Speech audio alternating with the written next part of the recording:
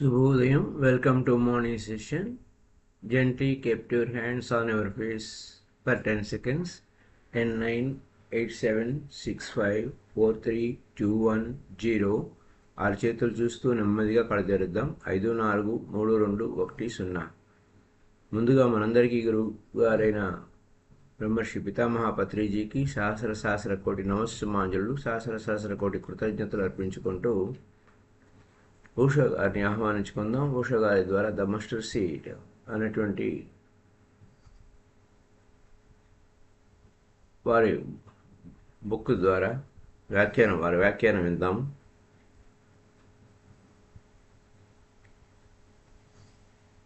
డిసిపుల్షిప్ అంటే గురువుకి శిష్యుడికి మధ్య ఉన్నదాన్ని ఒక చెట్టుతో పోలుస్తున్నారు. విత్తనం అనేది అది చనిపోతే ఏ విధంగా విత్తనం చనిపోవాలి, నేలలో విశ్వాసంతో తనలోంచి మహావృక్షం వస్తుంది అనేటువంటి ఒక భావనతో అది చనిపోవాలి. విశ్వాసమే, నమ్మకం కాదు, గుడ్డి నమ్మకమేం కాదు, విశ్వాసం. అయితే ఆ విత్తనం డీప్ ట్రస్ట్తో తను తాను కోల్పోవడానికి సంసిద్ధంగా ఉండాలి. అలాగే శిష్యుడికి గురువు పట్ల విశ్వాసం ఉండాలి. అలా డీప్ ట్రస్ట్ కనుక ఉన్నప్పుడు ఏం జరుగుతుంది? ఆ విత్తనం నుంచి చెట్టు వస్తుంది. అయితే ఆ చెట్టు రావడానికి సారవంతమైన నేల కావాలి. Right ground is needed. అదే డిసిప్లిను, అదే శిష్యరికము. శిష్యుడు అంటే ఎవరు? నేర్చుకోవడానికి సంసిద్ధంగా ఉన్నవాడిని శిష్యుడు అంటారు. ఆ విధంగా నేర్చుకోవడానికి సంసిద్ధంగా ఉండడమే సారవంతమైన నేలగా మారిపోవడం.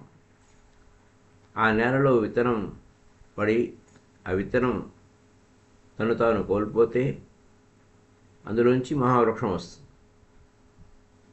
ఏ లార్జ్ ట్రీ, పెద్ద చెట్టు. ఆ చెట్టుకి అనేక పక్షులు నివసిస్తూ ఉంటాయి. ఇక్కడ ఆయన దేవలోకపు పక్షులు వచ్చి ఆశ్రయం పొందుతాయి అన్నాడు. ఎప్పుడైతే మీ చెట్టు పెద్ద చెట్టు మహావృక్షం అవుతుందో అది ఓ బుద్ధుడి యొక్క వృక్షంలాగా మారుతుంది. బుద్ధ ట్రీ. నీ లోపల ఓ బుద్ధుడు వస్తే, నీలోంచి ఓ బుద్ధుడు వస్తే, నీలోంచి ఓ క్రీస్తు వస్తే బయటికి అది మహావృక్షం అవుతుంది. లక్షలాది మంది నీ చుట్టూ చేరుతారు, ఆశ్రయిస్తారు. బుద్ధం శరణం గచ్చామి, సంఘం శరణం గచ్చామి, ధర్మం శరణం గచ్చామి అని అన్నట్టు లక్షలాది మంది, కోట్లాది మంది ఆ చెట్టుని ఆశ్రయిస్తారు. జీసస్ అండర్ జీసస్ అనే చెట్టు మీద లేదా చెట్టు క్రింద many birds of haven take shelter. అలాగే బుద్ధ అనే ట్రీ కింద many birds of haven take shelter, ఆశ్రయం పొందుతున్నాయి. పక్షులు కిందే ఉండవులే, ఆ చెట్టు మీద ఉంటాయి. ఈ విధంగా ఎవరైతే తీవ్రమైన తపన ఉన్నవారు వారు ఆ బుద్ధుడి చెట్టుని కనిపెట్టుకుంటారు, జీసస్ చెట్టుని పట్టుకుంటారు, వారిని ఆశ్రయిస్తారు. అక్కడ వారికి తెలియదు ఆ చెట్టు వలన తనలో పరిణామక్రమం జరుగుతుంది అన్న విషయం తెలియదు. కానీ విశ్వాసం వలన సంభవిస్తుంది. అవగాహన వలన, అంటే విశ్వాసం ఉంటేనే అండర్స్టాండింగ్ వస్తుంది. తెలియదు, ఏం జరుగుతుందో తెలియదు, ఇన్నర్ ట్రాన్స్ఫర్మేషన్. అప్పుడు ఆ విశ్వాసం ద్వారా వారు ఒక గొప్ప స్థితికి చేరుకుంటారు. ఆ దేవుని రాజ్యం ఎలా ఉంటుందయ్యా అంటే ఒక ఆవుగింజలా ఉంటుంది.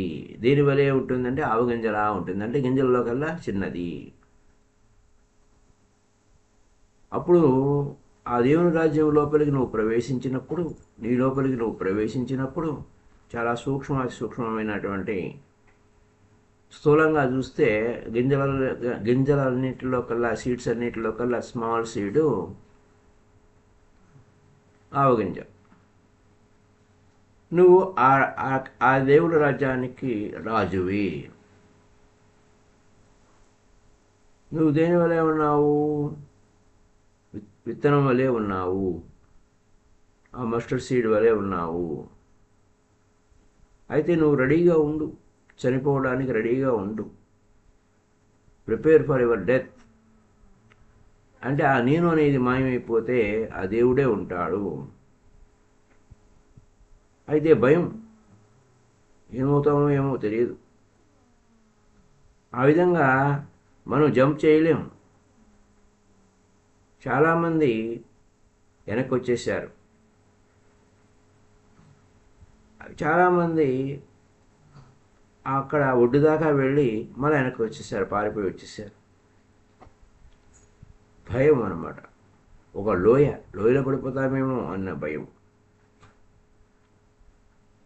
ఆ విత్తనానికి తెలుసు ఆ లోయ, ఆ భయము అనేది తెలుసు. కానీ దానికి చెట్టు అవుతాము, తనలో ఒక గొప్ప వృక్షం ఉంది, మహావృక్షం ఉంది. అలాగే మనిషికి కూడా అంతే. మనిషిలో దేవుడు ఉన్నాడు అంటే వాడికి తెలియదు. Unless you become silent, be silent and know that you are a God. ఎంత మౌన స్థితిలో, మహామౌన స్థితిలో, ఏ ఆలోచన లేని, ఈ లోపల ఇంటర్నల్ టాకింగ్ లేకుండా ఉన్న స్థితికి వస్తే తానే ఆ దేవుడే తాను అన్న విషయం అవగాహన వస్తుంది. ఆ విత్తనానికి తనలో ఓ చెట్టు ఉందన్న సంగతి తెలియదు. నేను అడవిలో పడిపోతానేమో, ఆ అగాధంలో పడిపోతానేమో అన్న భయం. అయితే విశ్వాసం లేకపోతే ఇది జరగదు. విశ్వాసం ఉంటేనే జరుగుతుంది. If you are ready to die, ఇక్కడ డై అంటే నిజంగానే చచ్చిపోమనిగా, డై టు అవర్ ఫాస్ట్, గతానికి చనిపోవడం, గతం వద్దు ఇంకా, అలా అనమాట. Go and sow seeds in the ground. విత్తనాలు విత్తుతూ ఉండు, చెట్టు వస్తుంది. అయితే మీకు ఏం జరుగుతుంది? విత్తనం విత్తావు, మొలకొచ్చింది. మొలకొచ్చినప్పుడు ఆ గ్రౌండ్ తవ్వి చూస్తే విత్తనం కనపడిందా? కనపడలేదు. విత్తనమే చెట్టుగా మారిపోయింది. అక్కడ ఆ విత్తనం లేదు, ఆ విత్తనం మాయమైపోయింది. అలాగే బుద్ధుడిని, జీసస్ని తవ్వి చూస్తే అక్కడ ఆ మనిషి కనపడ్డు, ఆ మనిషి అనే విత్తనం కనపడ్డు, ఆ మనిషి అనే విత్తనం కనపడ్డు. ఇది అక్కడ మనిషి అనేవాడు కనపడ్డు. ఏ విధంగా విత్తనం నుంచి చెట్టు వచ్చిన తర్వాత, మొలక వచ్చిన తర్వాత దాన్ని తవ్వి తీస్తే ఆ విత్తనం ఏ విధంగా కనపడదో, అలాగే జీసస్ని సన్ ఆఫ్ ది గాడ్ అంటే అంతే. అక్కడ జీసస్ అనే మనిషి లోపలికి వెళ్తే ఆ మనిషి కనపడ్డు, దేవుడి పుత్రుడు కనపడతాడు. అలాగే బుద్ధుడు, గౌతమ సిద్ధార్థుడు కనపడ్డు, లోపల ఉన్న ఆ దేవుడు కనపడతాడు. అది అక్కడ నా విషయం. అయితే అక్కడ ఆ విచిత్రం ఏమి లేదు. అతను ఆ జోసెఫ్ కొడుకు కాదు, అలాగే గౌతమ సిద్ధార్థుడు ఆ శుద్ధోధనుడి కొడుకు కాదు. విత్తనంగా ఉంటే ఆ విత్తనం ఎక్కడి నుంచి వచ్చింది? ఆ కార్పెంటర్ సన్ను, ఆ కార్పెంటరు జోసెఫ్ అనేటువంటి కార్పెంటరు ఆ మేరీ నుంచి వచ్చింది. అప్పుడు విత్తనం మాయమైపోయింది. ఆ యొక్క కవచం పోయింది. అక్కడ ఆ విత్తనంగా ఉంటే ఇన్విజిబుల్గా ఉంది, ఆ చెట్టు కనపడదు. అలాగే మనిషిగా ఉంటే నువ్వు మనిషిగా కాదు, మనిషి నుంచి అది అంటే అందుకోసమే కదా మిర్దాదు కూడా అదే చెప్తాడు. ధ్యానంలోకి వెళ్తే మనిషిగా ప్రవేశించి దేవుడిగా బయటికి రావాలని. అది ధ్యానం యొక్క పరాకాష్ఠ. కాబట్టి జీసస్ చూడండి, అక్కడ విత్తనం లేదు, జీసస్ అనేటువంటి ఆ విత్తనం లేదు. ఓన్లీ దేవుడు ఉన్నాడు, కేవలం దేవుడు మాత్రమే ఉన్నాడు. Only God is there. కాబట్టి ఆ విత్తనం ఏ విధంగా చనిపోయి మొలక వచ్చి తర్వాత మహావృక్షం అవుతుందో, అలాగే బీ రెడీ టు డై. మళ్ళా ద్విజహ, రెండవ జన్మ ఎత్తడం. బీ రెడీ టు డై అంటే అంటే నేను అనేది చనిపోయి ఆ పెద్ద నేనుగా పుడతావు. అది రెండవ పుట్టక. ఈ చనిపోవడం అంటే ఏమిటి? Drop the mind. అంతే కదా నేను చెప్పింది, గతాన్ని విడిచిపెట్టేయాలని. Drop the mind and drop the body. ఆ మనసుని, శరీరాన్ని డ్రాప్ చేయి. అంటే నేను శరీరాన్ని అనే భావన, లేదా నేను ఆలోచించడం, గతం గురించి ఆలోచించడం అనేదాన్ని, గతము భవిష్యత్తు గురించి ఆలోచించకూడదు. ఆ ఇగోని, ఐడెంటిటీని, అది చావడం అంటే. అప్పుడేమవుతుంది? సడన్గా నీ లోపల ఒక కొత్తది పుడుతుంది. సడన్గా నీ లోపల కొత్తది పుడుతుంది. ఎప్పుడైతే అహంకారం పోయిందో, ఆ ఇగో పోయిందో, నేను అనే ఐడెంటిటీ పోయిందో, అప్పుడు ఏం జరుగుతుంది? ఒక కొత్తది పుడుతుంది. అప్పుడు నువ్వు ఏమవుతావు? నువ్వు ఒక గర్భం, ఒక ప్రెగ్నెంట్ అవుతావు. అక్కడ లోపల శిశువు ఉంది. బై స్పిరిచువల్ ప్రెగ్నెంట్ అన్నమాట. ఇది ఆధ్యాత్మికమైనటువంటి గర్భధారణ. అప్పుడు అది ఒక పీక్ క్రియేషన్, సృష్టిలోనే ఒక మహోన్నతమైన స్థితి. ఎందుకంటే నువ్వు because you are creating yourself through it. దీని నుంచి నువ్వు ఉద్భవిస్తావు. ఆ గర్భం నుంచి, ఆ స్పిరిచువల్ ప్రెగ్నెంట్ నుంచి నీ నుంచి నువ్వు ఉద్భవిస్తావు. ద్విజ, బతికి ఉండగానే రెండవ జన్మ ఎత్తుతావు. జననము జరుగుతుంది.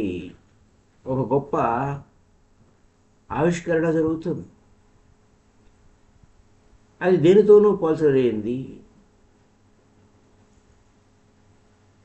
So and it is nothing to be compared. నిన్ను నువ్వు సృష్టించుకుంటే, నిన్ను నువ్వు తెలుసుకుంటే దేనితోనూ కంపారిజన్ లేదు. ఆ విధంగా నీలో ఆత్మను, ఆ యొక్క దివ్యత్వాన్ని క్రియేట్ చేసుకున్నావు. ఎప్పుడు సారవంతమైన నేలలో పడ్డప్పుడు. సారవంతమైన నేల అంటే ఏమిటి? ఆ సారవంతమైన నేలలో పడినప్పుడు ఆ విత్తనము సరిపోవడానికి, తను తాను కోల్పోవడానికి, దాని ఐడెంటిటీని, అహంకారాన్ని కోల్పోవడానికి, నేను శరీరం అనే భావన కోల్పోవడానికి, మైండ్ డ్రాప్ చేయడానికి ధ్యానంలో అంతే కదా. మెడిటేషన్ అంటే అంతే. You have to drop the mind. యోగ చిత్త వృత్తి నిరోధ అంటే ఆ చిత్తవృత్తి నిరోధం అవుతుంది మైండ్ డ్రాప్ అయితే. So be ready to die. అంతకు పూర్వం సాహసం చెయ్యి, ధ్యానంలోకి రా. ధ్యానం అంటే ఏమో సాహసం చెయ్యి. అది ఆ విధంగా ముందు నువ్వు రెడీ అయితే, సాహసం చేయడానికి రెడీ అయితే నువ్వు సారవంతమైన నేలగా మారుతావు, శిష్యుడిగా మారతావు, నేర్చుకోవడానికి సంసిద్ధంగా ఉంటావు, వినయంగా ఉంటావు.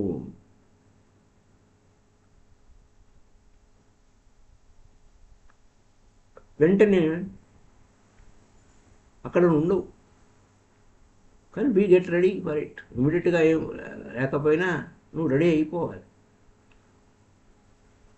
అక్కడ నువ్వు లేవు కానీ సంసిద్ధంగా ఉన్నావు. అప్పుడేం జరుగుతుంది? ఒక మహావృక్షం, ఓ బుద్ధుడు అనే మహావృక్షం, ఓ జీసస్ అనే మహావృక్షం వస్తుంది. ఆ వృక్షం మీద దేవలోకపు పక్షులు ఆశ్రయం పొందుతాయి. ఇది ఎప్పుడు సంభవిస్తున్నదే. ఎవరో ఆ యొక్క జోసెఫ్ మేరీలకు పుట్టిన వాడే దేవుడి పుత్రుడు కాదు. అందరూ దేవుడి పుత్రుడే అవుతారు. కేవలం వారికి పుట్టిన వారు జీససే అవుతాడు. కానీ తనలోంచి ఒక మహావృక్షం వెలికి తీసినవాడు, తాను కోల్పోయినవాడు. You are not here me, you are not here near me, my seed is die. మీరు నా వద్ద లేరు అంటున్నారు ఓషో. ఇక్కడ నేను స్థూలంగా కనపడుతున్నాను కానీ నేను లేను అంటే ఏంటి? దాని అర్థం అక్కడ ఆ విత్తనం చనిపోయింది. అందుకోసమే విత్తనం చనిపోయింది కాబట్టి ఆ విత్తనం లేదు. విత్తనం దగ్గర అందరూ విత్తనాలే. మనిషి అంటేనే విత్తనం, దేవుడు విత్తనం, అందరూ విత్తనాలే. కానీ ఆ విత్తనం చనిపోయింది. అప్పుడే ఆ గురువు దగ్గరికి అందరూ చేరతారు, లేకపోతే లేదు. ఇక్కడ అందుకోసమే ఉన్నారు. సో ఇక్కడ నేను ఆ విత్తనంగా లేను కాబట్టి మీరు నా వద్దకు వచ్చారు అంటున్నాను wash. But to say because of me is not correct. నా వలనే మీరు వచ్చారు అంటే అది లేదు. నాలో అంటే ఆ నేను అనే ఆ విత్తనం చనిపోయింది. ఆ దేవుడు అనేవాడు, ఆ వృక్షం అనేది వచ్చింది కాబట్టి మీరు అక్కడికి వచ్చారు. ఇక్కడ నేను లేను, నేను అనేది లేదు. ఆ నేను అనే విత్తనం మాయమైపోయింది. ఇప్పుడు కేవలం మహావృక్షం మాత్రమే ఉంది. అప్పుడు ఎప్పుడైతే ఆశ్రయించారో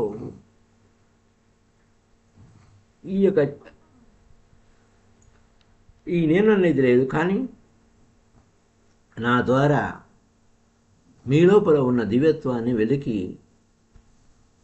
తీసుకోవడానికి ప్రయత్నిస్తారు. ఆ విధంగా దేవుని రాజ్యం ఆవగింజవలే ఉంటుంది. మీరు విత్తనాలు, ఆ విత్తనాలలో ఆ దేవుని రాజ్యం ఉంది. మీరు విత్తనాలు అంటున్నారు ఇక్కడ. మీరు అంటే అందరూ విత్తనాలే అని చెప్పుకున్నాం కదా. మీరు విత్తనాలు కాబట్టి get ready to die, because that is the only way to be reborn. అంటే ఆ నేను అనేది, ఆ అహంకారం అనేది తీసేస్తే, ఆ మనసు నేను శరీరము అనే భావన తీసేస్తే మళ్ళీ తిరిగి జీవన్ముక్తి. అంటే జీవన్ముక్తి అంటే ఏం లేదు, రెడీ మళ్ళీ నువ్వు కొత్తగా పుట్టావు. అదే అక్కడున్న పాయింట్. ఇంతవరకు మనం ఫస్ట్ సేయింగ్ దాని గురించి చెప్పుకున్నాం. ఇప్పుడు మనం సెకండ్ సేయింగ్ గురించి కూడా చెప్పుకుందాం. అంటే 21 సేయింగ్స్ ఉంటాయి. ఇది ఇంతవరకు మస్టర్డ్ సీడ్ అనే దాని మీద పోయింది. ఇప్పుడు పరస్పర విరుద్ధ సిద్ధాంతం, లా ఆఫ్ పారాడాక్స్. ఈ లా ఆఫ్ పారాడాక్స్ ఏంటి? ఇది చాలా విచిత్రంగా ఉంటుంది. ప్రతి ఇంట్లోనూ జరిగే సంఘటనలే. అయితే ఇక్కడ సూత్రం స్థూలంగా చూస్తే ఏదో భయంకరంగా కనపడుతుంది. దాన్ని మళ్ళా ఓషో గారు దాన్ని వివరిస్తారు. జీసస్ ఏమంటారంటే, మనిషి ఏమనుకుంటాడంటే, నేను ఇక్కడేదో నేను శాంతినివ్వడానికి వచ్చినాను, ఈ ప్రపంచానికి శాంతినివ్వడానికి వచ్చాను అని అనుకుంటారు. నేను ఇక్కడ శాంతినివ్వడానికి రాలేదు, విభజించడానికి వచ్చాను. ఈ యొక్క భూమి మీద విభజన చేయడానికి నేను వచ్చాను, అగ్ని కురిపించడానికి వచ్చాను, యుద్ధం చేయడానికి వచ్చాను, కత్తులు దూయడానికి వచ్చాను. అది ఎవరి మధ్య నేను యుద్ధం క్రియేట్ చేస్తాను అంటే, కుటుంబంలో 5 మంది ఉన్నారు, ఇంట్లో 5 మంది ఉన్నారు. ఆ 5 మందిలో ముగ్గురికి ఇద్దరు వ్యతిరేకంగా ఉంటారు, ముగ్గురు ఇద్దరికి వ్యతిరేకంగా ఉంటారు. తండ్రికి వ్యతిరేకంగా కొడుకు, కొడుకు వ్యతిరేకంగా తండ్రి. ఆ విధంగా వారు ఒకరి మీద ఒకరు యుద్ధం చేయడానికి ప్రయత్నం చేస్తారు. జీసస్ అంటున్నాడు, అదొక సేయింగ్లోనే ఇంకొకటి ఏంటంటే, ఇంకో పాయింట్,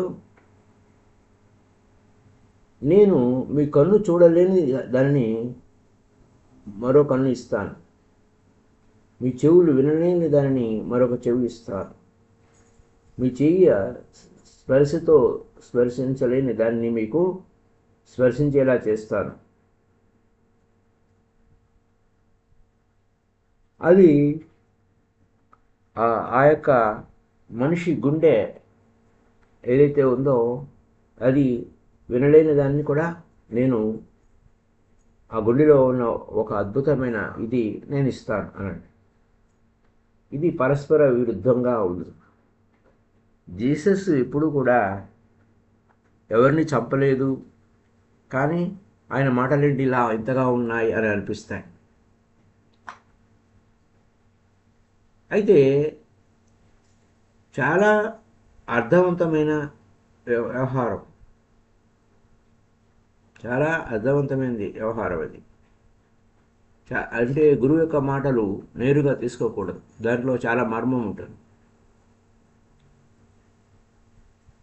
చాలా విషయాలు దీంట్లో అవగాహన చేసుకోవాలి. First, peace is possible if everybody is almost dead.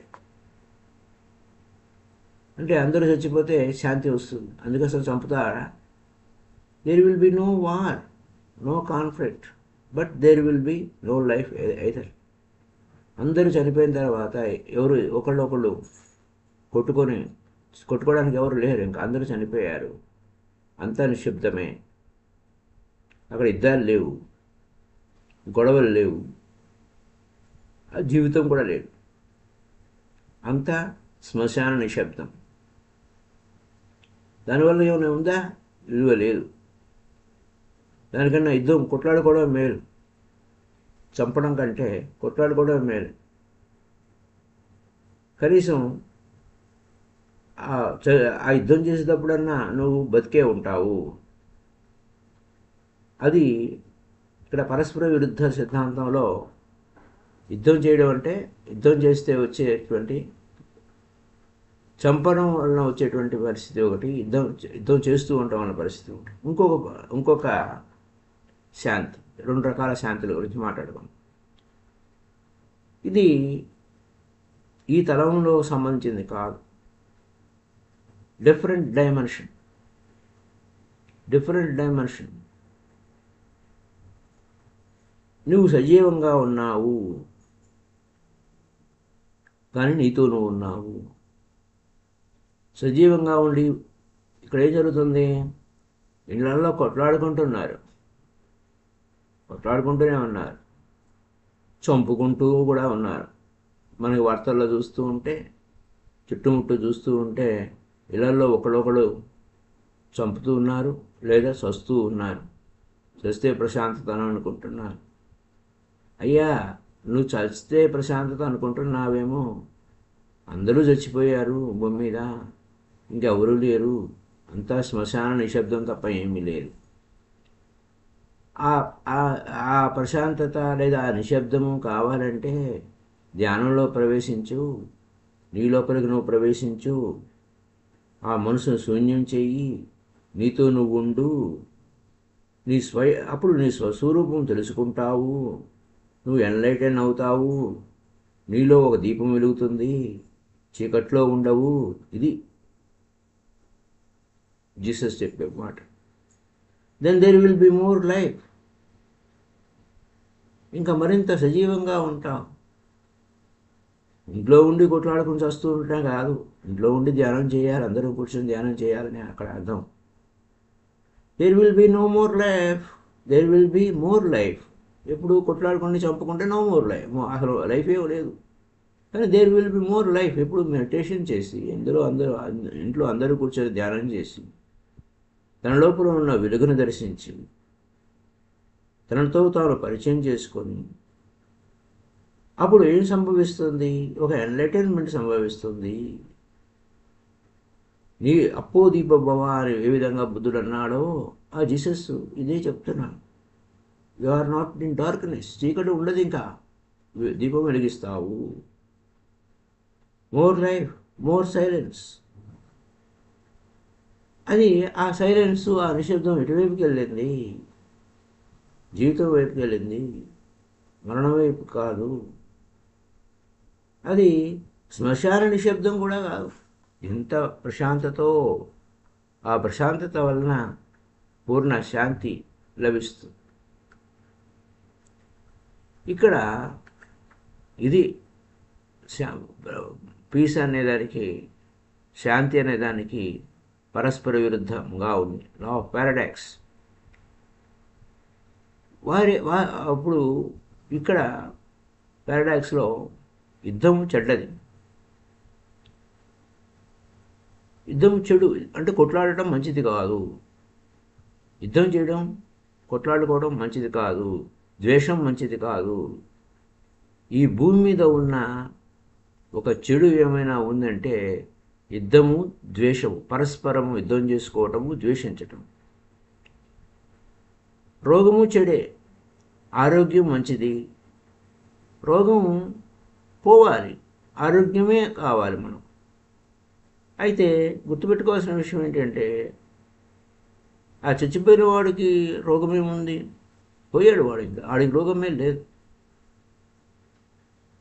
కాకపోతే రోగముతో అది, ఆ చచ్చిన శవము రోగముతో అది ఏమి జబ్బు పడదు. So if you don't understand and your effort may be create dead world. ఈ సత్యాన్ని, ఇది ద్వేషము చెడు, యుద్ధము చెడు, రోగము మంచిది బాగాలేదు, ఆరోగ్యమే మంచిది, ఈ విషయాలు తెలియకపోతే ఈ ప్రపంచం అంతా మృతప్రాయం చేసేస్తాం. అయితే మరి అమృతప్రాయం చేయాలంటే రోగము లేని, యుద్ధము లేని, ద్వేషము లేని జీవితం కావాలి. అయితే ఇక్కడ మరణ కేవలం ఇప్పుడు అక్కడ అందరిని చంపేసుకున్నావు, అక్కడ యుద్ధం లేదు, రోగం లేదు, ద్వేషం లేదు, ఇంకెవరు ద్వేషించడానికి ఎవడు లేడు, కానీ అక్కడ జీవితం కూడా లేదు. అయితే జీసస్ నిజంగా ఇలాంటి వ్యక్తి అంటే కాదు. అది అలాంటి శాంతి, ఇప్పుడు ఎందుకంటే డెడ్ బాడీ గురించి మాట్లాడుకున్నాం. యుద్ధం అంటే యుద్ధం చంపేసుకోవడం వలన ఏమీ లేదు, అంతా ప్రశాంతత అంటే ఏమీ లేదు. శ్మశాన నిశ్శబ్దం అది ఉపయోగం లేదు. కానీ అలాంటి శాంతి ఎవరికి ఉపయోగపడదు. మరి ప్రపంచానికి ఏం చేస్తున్నాము? ఈ ప్రపంచంలో యుద్ధం చేస్తున్నాము. అలాంటి శాంతి చచ్చిపోయిన తర్వాత శ్మశాన నిశ్శబ్దం కంటే యుద్ధం చేయడమే బెటర్ అనుకుని యుద్ధం చేస్తున్నారు. కానీ ఇలా చాలామంది లైఫ్ నెగిటివ్గానే వెళ్ళిపోతుంది. ఈ యుద్ధం చేయడం వలన అన్నీ ఆపేయబడతాయి, అంతా ఎవ్రీథింగ్ విల్ బీ ఓకే అని అనుకుంటున్నాను. అది ఈజీ కాదు. It's not so easy. ఇక్కడ యుద్ధం అంటే స్థూలమైనటువంటి యుద్ధం, బయట జరుగుతున్న యుద్ధాలే కాదు, మన ఇళ్లల్లో జరుగుతున్న యుద్ధాల గురించి కూడా చెప్పారు. అలా యుద్ధం చేయడం వలన శాంతి వస్తుందని ఇంకా అశాంతి పెరుగుతూ ఉంది, అది తెలియటం లే. ఇంకా ద్వేషం పెరుగుతూనే ఉంది, ఒకరి మీద ఒకరికి ద్వేషం పెరుగుతూనే ఉంది. అది సో ఆ విధంగా శాంతి అయితే రాదు. ఇది ఆర్డినరీ మనిషి, సాధారణమైన మనిషి యొక్క ఆలోచన విధానం. ఆఖరికి మేము గొప్ప ఫిలాసఫర్స్, వేదాంతరం అని అనుకున్న వాళ్ళు కూడా యుద్ధం ముగిసిపోతే శాంతి వస్తుందని అనుకుంటూ ఉంటారు. యుద్ధం చేస్తున్నప్పుడు నువ్వు ద్వేషంతో, ఒకరి మీద ఒకరి ద్వేషంతో యుద్ధం చేస్తావు. మళ్ళా సరే యుద్ధం ముగిసిపోయింది అని అంటే, యుద్ధం ముగిసిపోయిన తర్వాత అనేక నష్టాలు అటువైపు ఇటువైపు వాళ్ళు పడుతూనే ఉంటారు. Everything will be okay. ఇది negative okay, it's not positive okay, this is negative. ఇక్కడ యుద్ధం సమస్య కాదు, మనిషి యొక్క సమస్య. అయితే ఇక్కడ మనం బయట యుద్ధం గురించి మాట్లాడుకోవటం లేదు, అంతర్యుద్ధం గురించి మాట్లాడుకోవాలి. మెయిన్ కీ ఇక్కడ మనం చెప్పుకోబోతున్నాం. అంతర్యుద్ధం, వార్ ఈజ్ విత్ ఇన్. అయితే నీ లోపల జరిగేటువంటి యుద్ధం ఏమిటి? దానితో నువ్వు ఫైట్ చేయాలి. అయితే నువ్వు లోపల ఏమైనా ఫైట్ చేయాలా? లోపల ఎవరి మీద యుద్ధం చేస్తావు? ఎవరి మీద కత్తులు దూస్తావు? లోపల ఎక్కడ ఏ కత్తి ఉంది? లోపల యుద్ధం చేయకపోతే బయట యుద్ధం చేయవు.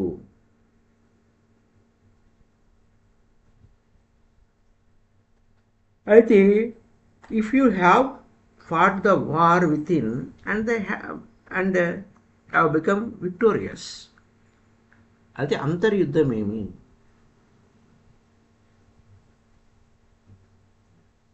అదేంటో చూద్దాం రేపటి ఎపిసోడ్లో.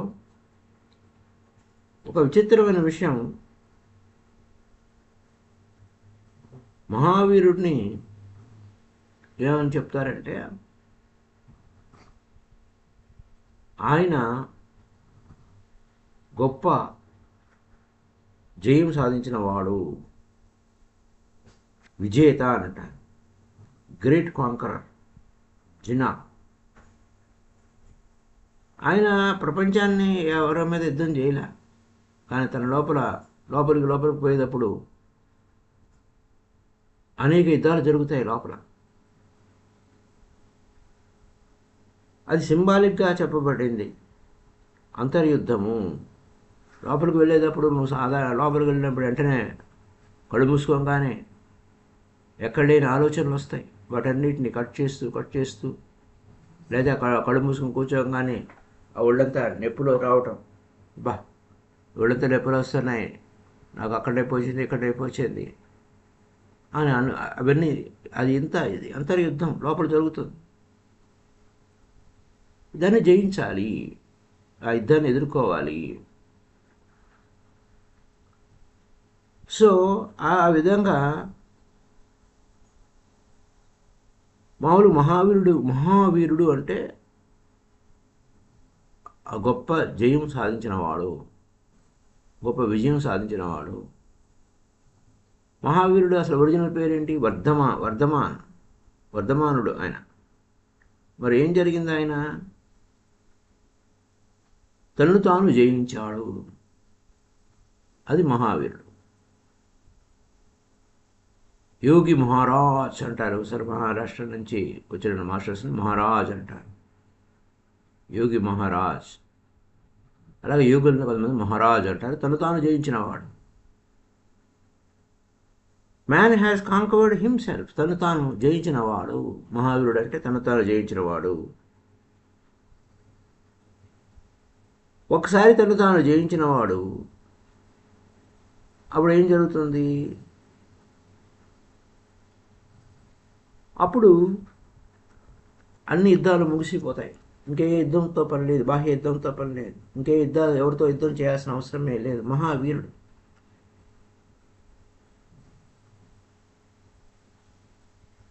అయితే because the fight with others is just a trick to avoid inner war. లోపల అంతరంగ సంక్షోభం వచ్చింది. ఆ హిట్లర్కి ఏమైంది? చిన్నప్పుడు తను చక్కగా డ్రాయింగ్ వేద్దాము అని అంటే ఆ డ్రాయింగ్ని మెచ్చుకోలేదు. వాడు ఏమయ్యాడు? తను మెచ్చుకోలేదు అనేటువంటి భావనతో ఆ ఇన్నర్ వారుతో బయట వారు చేస్తాడు. ఇన్నర్ వారు ఫేస్ చేయలేదు అతను. అలాగే యుద్ధాలు సృష్టింపబడ్డాయి. ఇంట్లో కూడా అంతే. తను తాను ఫేస్ అయినవాడు, తను తాను చూసుకొనివాడు యుద్ధమే చేస్తాడు. ఇంట్లో కొట్లాడుతూనే ఉంటారు. ఇదే జరుగుతుంది. ఆ ఇన్నర్ వారిని అవాయిడ్ చేయడం కోసం బయట తన తప్పులు తాను తెలుసుకోకుండా ఉండటం కోసం ఇతరుల మీద నెట్టుతూ ఈ యొక్క ట్రిక్ ప్లే చేస్తూ ఉంటారు. నీతో నువ్వు సుఖంగా లేకపోతే, ఇక్కడ ఏంటంటే if you are not at ease with yourself, నీతో నువ్వు హాయిగా సన్నిహితంగా చక్కగా లేకపోతే దెన్ దెర్ ఇస్ నో. మరి ఇంకా ఏం చేయాలి? 2 మార్గాలు. Either you suffer this uneasy or project or somebody else. నీతో నువ్వు చక్కగా లేవు కాబట్టి నీతో నువ్వు బాధపడుతూ ఉండాలి. లేదా నీవు అసహనానికి గురి అవడానికి కారణం నేను కాదు, పక్కవాడు అని పక్కవాడి మీద నెట్టేయాలి. ఇలాగే జరుగుతుంది. లోపలికి వెళ్తే ఏం జరుగుతుంది? You are inward tension. లోపల టెన్షన్ వచ్చేసరికి నువ్వు ఫైట్ చేయడానికి సంసిద్ధంగా ఉంటావు. ఆ ఎక్స్క్యూజ్ వలన ఏం జరుగుతుంది? Excuse will do. క్షమిస్తే ఓకే. ఎక్స్క్యూజ్ మీ అని అంటే అక్కడ ఏం జరుగుతుంది? నన్ను లోపలికి నువ్వు ఎలా ఉండాలి? ఎక్స్క్యూజ్ కాకుండా పక్కవాడి కారణం అని చెప్తే వాడి మీద యుద్ధం చేయడానికి రెడీ అవుతుంది. అయితే ఇన్నర్ కాన్ఫ్లిక్ట్ ఎలా వదిలించుకోవాలి? అసహనాన్ని ఎలా వదిలించుకోవాలి? రిలీఫ్ ఎలా కావాలి? పక్కవాడి మీద నెట్టేసి నువ్వు రిలీఫ్ పొందుతావు. అబ్బా నేను కాదులే, పక్కవాడే కారణమని. ఇలాంటి విషయాలు ఉన్నాయి. సో మై డియర్ ఫ్రెండ్స్, ఇట్లా పరస్పర విరుద్ధ సిద్ధాంతంతో మనలో జరిగేటువంటి అన్ని గందరగోళాలన్నింటినీ, విశేషంగా ఎనర్జీ ఏ విధంగా ఉంటుంది, దాన్ని ఏ విధంగా మనం చేస్తాము, ధ్యానం ద్వారా ఎలా ఉంటాము అనే విషయాలు, మరిన్ని విషయాలు రేపటి ఎపిసోడ్లో తెలుసుకుందాం. Thank you. Up to now. Happy day to you all.